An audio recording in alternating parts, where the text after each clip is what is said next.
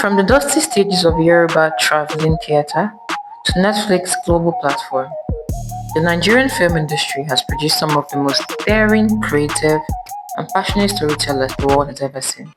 Today, we're counting down the top 40 Nigerian movie producers who shaped, built, and transformed what we proudly call Nollywood. From 1960 all the way to 2026. Stay with us because this is the story of genius, grit, and greatness. Also, please don't forget to like, share, and subscribe to KCU Production for more amazing stories and content. At the 40th spot belongs not to one name, but to a generation. The young filmmakers, streamers, digital content creators, and independent producers who are today uploading short films on YouTube, pitching series on Netflix and Amazon, collaborating across borders, and telling Nigerian stories with iPhones and drones. Nollywood began with a borrowed VHS tape and a brilliant idea. It will continue with the same spirit, resourceful, passionate, and unapologetically Nigerian. The next 40 years of Nigerian cinema are already being written, and the best is absolutely yet to come. At number 39, we have Building Stephen, active from 2015 till present. Building Stephen is one of the most refreshing voices in contemporary Nollywood. Her film, Jola, was a quiet, emotionally powerful story that demonstrated her gift for intimate human drama. As both a director and producer, she brings a female-centered sensitivity to her work that is deeply needed in the industry. Stephen is part of a new generation of Nigerian women filmmakers who are reshaping what Nollywood stories can be: more personal, more authentic, and more honest. At number 38, we have CJ Obasi, active from 2014 to present. CJ Obasi is Nollywood's genre pioneer. His zero-budget debut, Ojuju in 2014, a Nigerian zombie film, premiered at the African International Film Festival and won Best Nigerian Film, screening at over 20 international film festivals, including the Fantasia Film Festival in Montreal and the Pan-African Film Festival in Los Angeles. But it was Mami Wata in 2023, a visually stunning black and white mythological thriller that placed Obasi firmly in the conversation of world cinema. He is a filmmaker who proved that Nigeria can do genre cinema with artistic brilliance. At number 37, we have Kayode Kasum, active from 2010 to present. Kayode Kasum is one of the most exciting directors and producers of his generation. His film, Ajo Sepo, became the third highest grossing film at the Nigerian box office in 2024, contributing to cumulative box office sales of nearly 1.5 billion naira. His Netflix series, Far From Home, captivated audiences worldwide, with over 10,800 minutes of television content and a string of critically acclaimed films to his name. Kasum represents a new face of Nollywood. Technically excellent, commercially savvy, and artistically bold. Watch this space closely. At number 36, we have Genevieve Naji, active from 2000 to present. Genevieve Naji is Nollywood royalty. One of the most celebrated actresses in African cinema history, she made her directorial and producing debut with Lionheart in 2018, the first Nigerian film acquired by Netflix. The film is a warm, witty, and deeply patriotic love letter to Nigeria, and it announced Genevieve as a filmmaker of genuine vision. While Lionheart was later disqualified from the Oscars foreign language category for being predominantly in English, the conversation it sparked about African cinema's place on the global stage was invaluable. Genevieve Naji made history, quietly and magnificently. And that's it for the streaming age. And now we have at 35, Charles Opalake, active between the early 2010s to present. Charles Opalake is the man bringing Nollywood classics back to life. Through his play Network Africa, Opalake acquired the rights to remake iconic films like Rattlesnake, Nneka the Pretty Serpent, and Glamour Girls. And most significantly, he produced Living in Bondage, Breaking Free, giving the film that started Nollywood a worthy successor. His commitment to honoring Nollywood's history while elevating its future makes him one of the most culturally significant producers of his generation. At number 34, we have Jade Osiberu. Jade Osiberu is the CEO of Griot Studios and one of the most exciting voices in contemporary Nigerian cinema. Her film Isoken in 2017 was a warm, intelligent, and culturally nuanced romantic drama that stood out in a crowded market. She went on to produce the hit television series Giddy Up and her crime thriller series Gangs of Lagos for Amazon Prime Video in 2023, which was a landmark moment. A Nigerian original production that competed confidently on a global streaming platform. Osiberu is building something important. At number 33, we have Toyin Abraham, active from 2003 to present. Toyin Abraham is Nollywood's beloved storyteller. She began as an actress in 2003, who has grown into one of the industry's most bankable producer-directors. Her films, Ijakumo, Alakada Reloaded, The Ghost and the Thoughts, and Elevator Baby have made her a household name across every demographic. Toyin Abraham has a rare gift for connecting with audiences at the deepest emotional level, whether in comedy, drama, or supernatural thriller. Her ability to produce hits consistently year after year makes her one of the most remarkable figures in modern Nollywood. At number 32, we have Funke Akindele, active from 2008 to present. Funke Akindele is a phenomenon. Born on December 24, 1977, she is the actress turned producer who gave Nigeria the most beloved comedy franchise in Nollywood history, Jennifer series. But Funke Akindele's ambition has no ceiling. Her films, A Trip to Jamaica, Omoge to the Saga, Hallelujah, and a record-breaking A Tribe Called Judah, which became the highest-grossing Nigerian film of 2023, proves that she is one of the most commercially savvy producers in Africa. She is a box office queen and a cultural icon. At number 31, we have Ni Akimolayan, active from 2008 to present. Ni Akimolayan is Nollywood's most consistent commercial hitmaker. His career began with This Is War in 2008, but it was his work with Antheo Studios that turned him into a powerhouse. As a creative force behind The Wedding Party, Chief Daddy, The Arbitration, Prophetess, and Nollywood Wives, Akimolayan has proven that Nigerian films can deliver Hollywood-level entertainment on a Nollywood budget. His 2021 multi-year deal with Amazon Prime Video marked a new chapter, not just for him, but for the entire industry. At number 30, we have Mo Abudu, active from 2010 to present.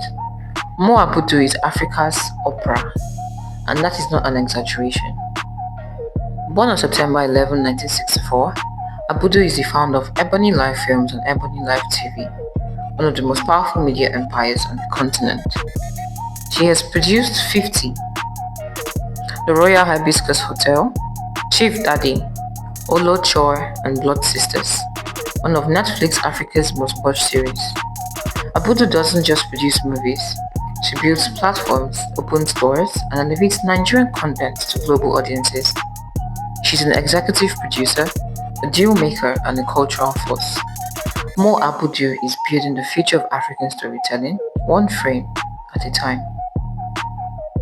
At number 29, we have Kemi Adetiba, active from the early 2010s to present. Kemi Adetiba is revolutionary. Born on January 8, 1980, she began her career in radio and television before exploding onto the film scene. Her debut film, The Wedding Party in 2016, became the highest-grossing Nollywood film of its time. But it was King of Boys in 2018 that announced Adetiba as a filmmaker of genuine greatness. A film so viscerally powerful, so morally complex, and so brilliantly led by Sola Sobowale that it shook the entire industry. Its 2021 Netflix sequel King of Boys, The Return of the King, cemented her status as Nollywood's most thrilling director-producer. Kemi Adetiba doesn't make films, she makes events. At number 28, we have Kunle Afolayan. Kunle Afolayan is perhaps the single most important figure in the transformation of Nollywood from a cottage industry into a world-class cinema. Born on September 30, 1974, Afolayan is the son of Ade Love, and he has taken the family legacy to breathtaking heights. His production company, Golden Effects Pictures, has given us Irapada, The Figurine, Phone Swap, Oktoberfest, Mokalik, Citation, and Swallow. Films that are visually stunning, narratively rich, and culturally rooted. Afolayan raised the bar for production quality, introduced larger budgets, and used Nollywood as a mirror for Nigerian history and identity. He is a master. And now, at number 27, we have Ramsey Noah, active between the early 2000s to present. Known first as Nollywood's lover boy, arguably the most romantic leading man in the industry's history, Ramsey Noah reinvented himself as a serious filmmaker. His directorial debut, Living in Bondage Breaking Free in 2019, was one of the most anticipated films of the year, serving as a sequel to the film that started it all. As a producer and director, Ramsey has demonstrated that actors can become great storytellers, and his transition commands enormous respect. Number 26, we have Muyiwa Ademola. Muyiwa Ademola is the king of Yoruba cinema in the modern era. Having trained under the great S.I. Ola, Ademola has directed, produced, and acted in an almost uncountable number of Yoruba Nollywood films since 1995. His first script, Asise, was just the beginning of a career that has spanned 3 decades. Ademola is one of the hardest working filmmakers in Nigeria, a man who represents the soul of the Yoruba film tradition and carries it forward with fierce pride. At number 25, we have Obi Emeloye, active from the early 2000s to present. Obi Emeloye is a London-based Nigerian filmmaker with an extraordinary eye for storytelling. His meticulous style, shaped partly by his background as a trained lawyer, brings discipline and structure to his productions. Films like The Mirror Boy, Last Flight to Abuja, and Onye Ozi have been critically praised for their production quality and narrative sophistication. Emeloye is one of the key figures bridging the Nollywood diaspora with the mainstream industry. At number 24, we have Stephanie Okereke-Linus, active from 2000s to present. Stephanie Okereke-Linus is a star who chose to step behind the camera and transform the industry from there. As a producer and director, she made waves with Through the Glass in 2008, a film she wrote, produced, directed, and starred in, becoming one of the first Nollywood actresses to achieve that quadruple feat. Her commitment to strong female narratives and high production values has made her a celebrated figure in modern Nollywood. At number 23, we have Jetta Amata, active between the early 2000s to present. Jetta Amata comes from royalty. His father is the legendary filmmaker Ifogale Amata, but Jetta has more than earned his own place in history. In 2006, his film The Amazing Grace became the first Nigerian film to be screened at the prestigious Cannes Film Festival. It also won Best West African Film at the Screen Nations Award in the UK. Jetta's ability to produce films that speak both to African and global audiences, evident in Black Gold and Inale, makes him one of Nigeria's most internationally respected filmmakers. And number 2, we have Izu Ojoku, active between 2000s to present. Izu Ojoku is the quiet perfectionist of Nollywood. His 2006 film Sitanda won Best Director at the African Movie Academy Awards and took home 5 awards including Best Picture. Ojoku's approach to filmmaking is deeply rooted in the belief that African stories deserve the same cinematic ambition as any great world cinema. His work as a producer and director consistently pushes the boundaries of what Nollywood can be, and he remains one of the industry's most respected and intellectually serious figures. And number 21, we have Tope Oshin. Tope Oshin is one of Nollywood's most sophisticated storytellers, trained at the Colorado Film School and Met Film School in London. Oshin brings a global perspective to distinctly African stories. Her productions, including New Money, Up North, 50, and The Wedding Party 2, are known for their visual polish and emotional depth. She was named one of OK Africa's most influential women in 2017 and runs Sunbow Productions with a mission. In her own words, of changing the world one frame at a time, Tope Oshin is one of the reasons the world takes Nollywood seriously. At number 20, we have Teco Benson, active from 1994 to present. Teco Benson began as an actor in 1994 before finding his true calling behind camera.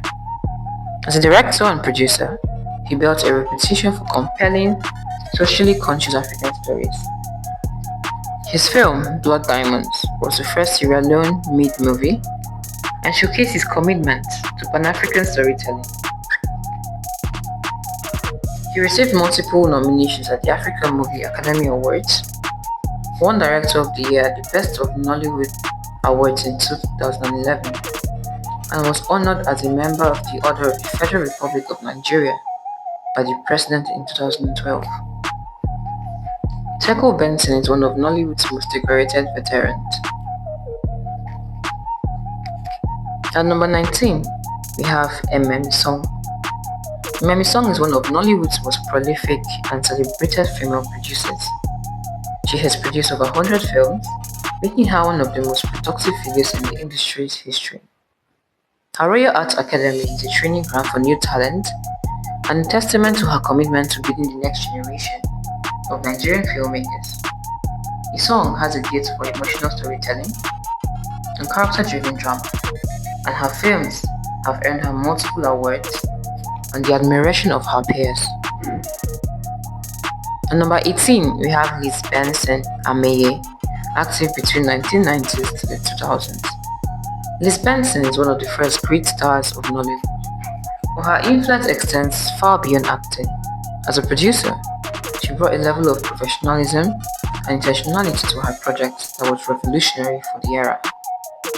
Her on-screen presence, powerful, dignified, and deeply spiritual, reflected the kind of stories she chose to tell. Benson helped define the moral and spiritual imagination of early Nollywood, and her dual role as a performer and producer made her one of the most complete figures of her generation. At number 17, we have Andy Amenechi. Andy Amenechi was one of the most commercially successful directors and producers of the early Nollywood era.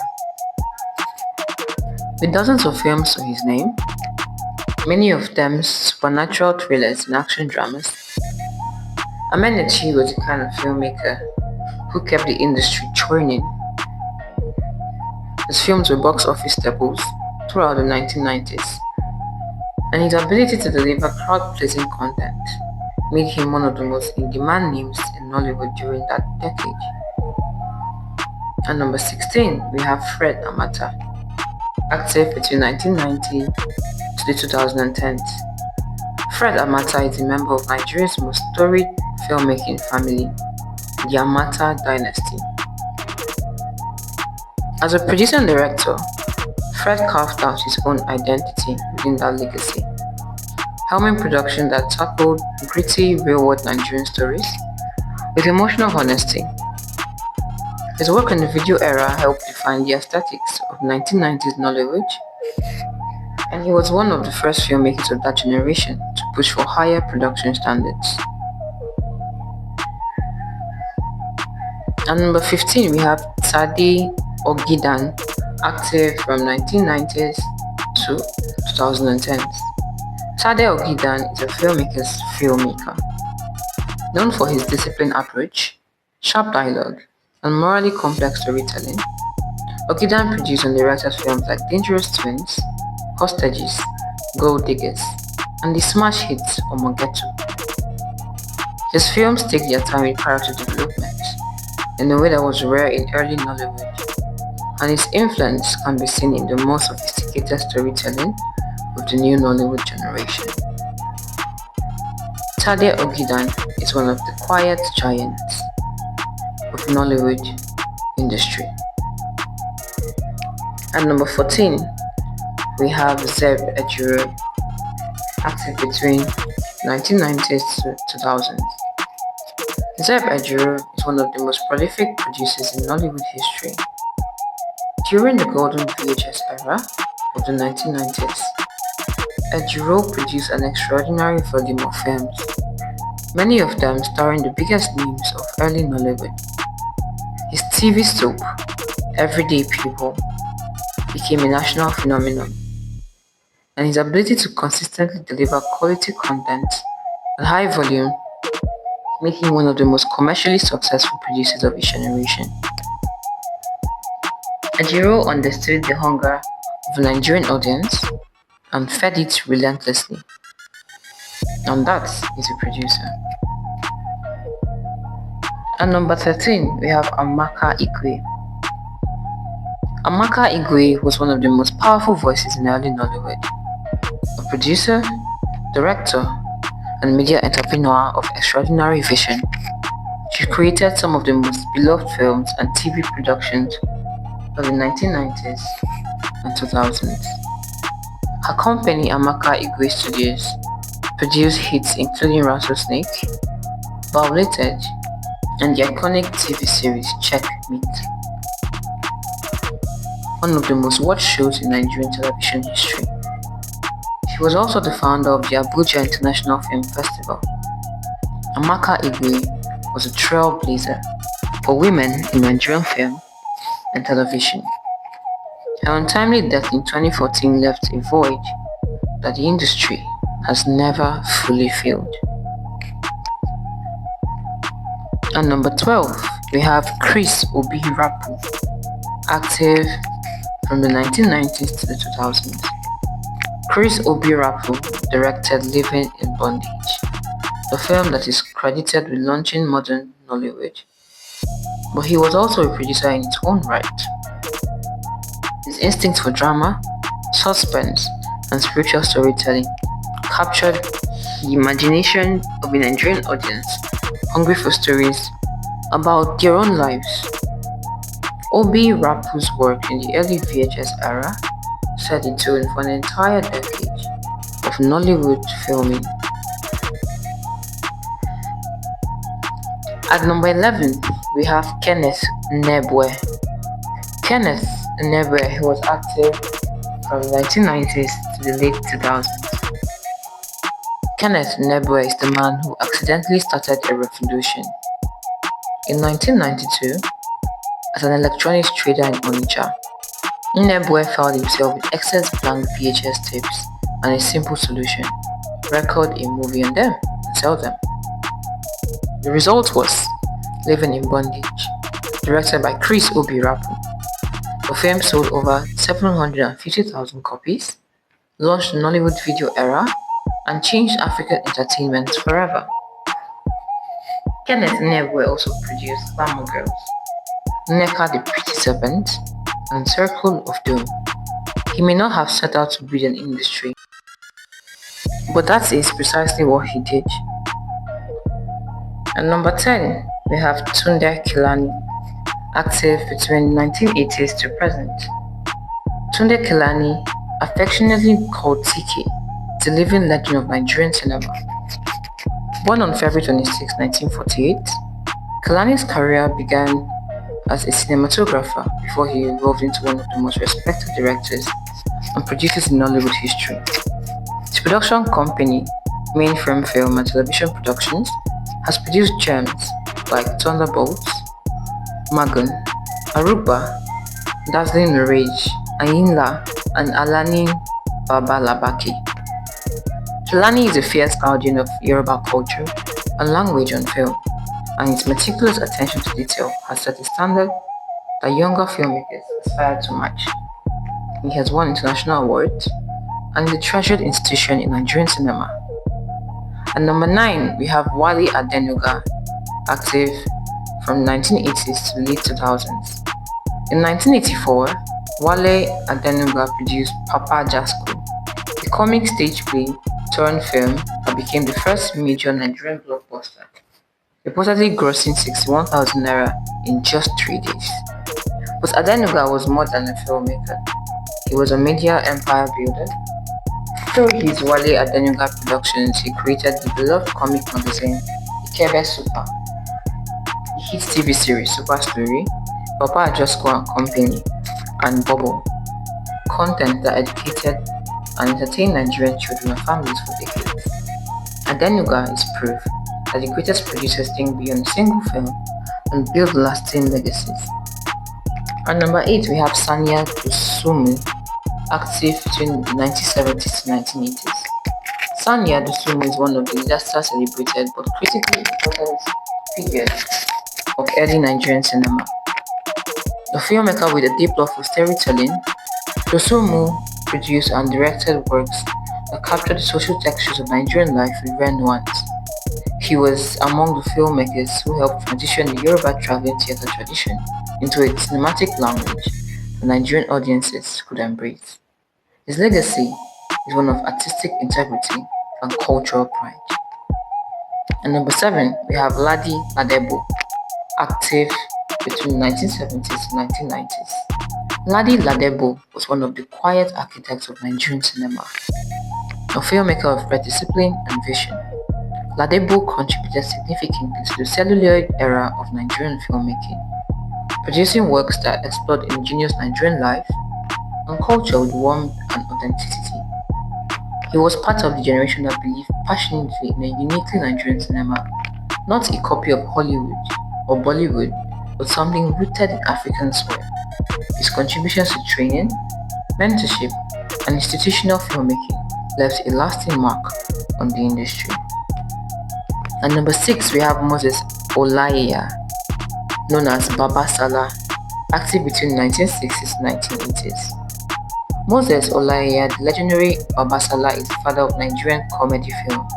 His infectious humor, slapstick genius, and theatrical brilliance brought laughter to millions of Nigerians who had never seen their own lives reflected on screen. His 1985 film, Mose Bolantan, was a massive box office hit, reportedly grossing over 100,000 naira in its first week, an enormous sum for that era.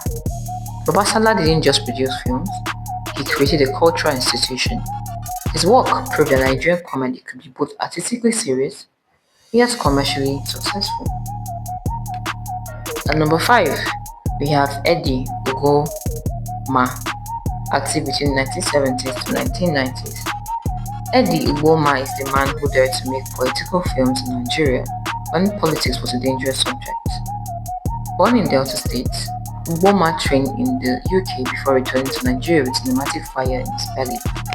His films, including The Rise and Fall of Dr. Onyenusu, The Mask, and Oido, tackled real Nigerian stories, armed robbery, colonialism, oil exploitation. He was a fearless filmmaker who used cinema as a weapon of truth. Often called the pioneer of Nigerian action films, Ugoma's courage inspired a generation of filmmakers who saw Nollywood as more than entertainment. At number 4, we have Adeyemi Ofolayan, Ade Love, widely known as, active between 1966 and 1990s. Adeyemi Afolayan, affectionately known as Adeolo, was a titan of Yoruba cinema and the patriarch of one of Nollywood's greatest dynasties. The Afolayan family. He began as an actor and playwright before establishing himself as a producer-director of touring ambition. His collaboration with Ola Balogun on Ajani Ogun and Ija Ominira helped push Yoruba theatre firmly onto the screen. His son, Kunle Afolayan, would go on to become one of the most celebrated filmmakers of the modern era, a living testament to Ade's love, enduring influence. And number 3, we have Ola Balogun. If there is one name that defines the intellectual and artistic ambition of early Nigerian cinema, it is Ola Balogun. Born in 1945 in Aba, Imo State, Balogun studied at the prestigious Institut des Hautes Études Cinématographiques in Paris. He returned to Nigeria with a fiercely Pan-African vision, forming Afro-Cult Foundation in 1973. His debut film, Alpha, in 1972 was semi-autobiographical and groundbreaking. He went on to produce and direct Ajani Ogun, Aye, Amadi, and Cry Freedom, films that tackled corruption, poverty, music, and supernatural with rare sophistication. Balogun was a bridge between African theatre and world cinema. And number 2, we have Francis Oladele, active from 1960 to 1970. Francis Oladele holds the distinction of co-producing Kongi's Harvest in 1970, the very first indigenous Nigerian feature film. Based on the Nobel laureate Olusegun's celebrated play, the film was a daring political statement at a time when Nigeria was finding its voice after independence. Oladele's cow-penny Nigerian films was ahead of its time, and his belief that Nigerian stories deserved celluloid immortality laid the groundwork for everything that followed. The true visionary of the earliest era. Number 1, we have Hubert Ogunde, active from 1945 to 1990. Before there was Nollywood, there was Hubert Ogunde. Born in 1960 in Ososa, Ogun State, Chief Hubert Adedeji Ogunde is widely regarded as the father of Nigerian theatre and film. He founded the Ogunde Concert Party in 1945, the first professional theatrical company in Nigeria. His Yoruba traveling theatre became a blueprint for an entire generation of storytellers. When he transitioned to film, he produced and starred in landmark works like Aye and Jayesimi, blending Yoruba folklore, supernatural drama, and fierce social commentary. Ogunde didn't just make movies, he made history. He passed away in 1990, but his legacy is the foundation upon which all of Nollywood was built. From Hubert's Ogunde's traveling theatre in the 1940s to Kayode Kassim's Netflix production in 2024, the story of Nigerian filmmaking is the story of an entire nation refusing to let its stories go untold. These 40 producers, pioneers, rebels, visionaries, and empire builders gave Nigeria a voice that the whole world is now listening to. Nollywood is not just an industry, it is a cultural revolution, and it's only getting started. Thank you for watching. If you found this video valuable, please like, share, and subscribe to KCA Production, and let us know in the comments which of these 40 producers inspires you the most.